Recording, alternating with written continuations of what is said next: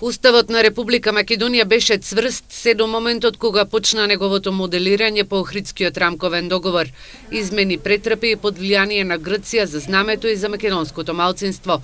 Оценката на познатиот универзитетски професор кој учествуваше во процесот на создавањето на Уставот, Владо Поповски, е дека Уставот не создава проблеми за развојот на државата.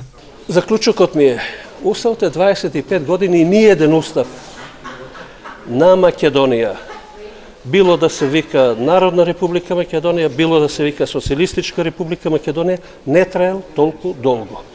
И Уставот на Република Македонија не е пречка за било кој правец од општествен живот, било за стопанскиот систем, било за правосудни и слично.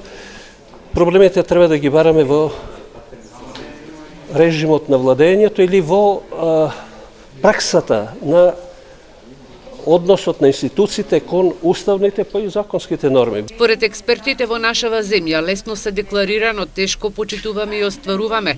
Универзитетскиот професор Светомир Шкарич на денешната трибина по повод 25 години од донесувањето на Уставот забележа дека уставотворецот заборавил во 1991 година да го гарантира правото на граѓанинот на употреба на својот јазик пред суд и пред државните органи, кој е стандард во секоја држава. Според Шкарич, политичките лидери можат да бараат измени на Уставот, но телата, односно собранието, е тоа кој што треба да процени дали се потребни измени.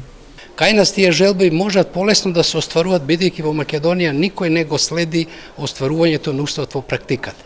Ние сме ретка земја во Европа која не води грижа за својот Устав.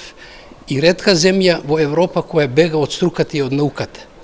А без наука, без стручна обсервација на Уставот не може да се дојде до прецизни и јасни норми.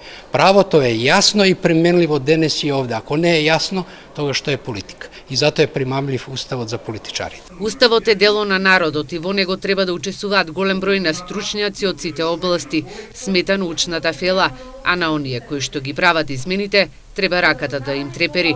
Во рамките на денешната трибина на Правниот факултет на Штипскиот универзитет беше промовирана и книгата Создавање на независна Македонија, внатрешни состојби и надворешна политика од професорите Дејан Маролов и Оливер Митев.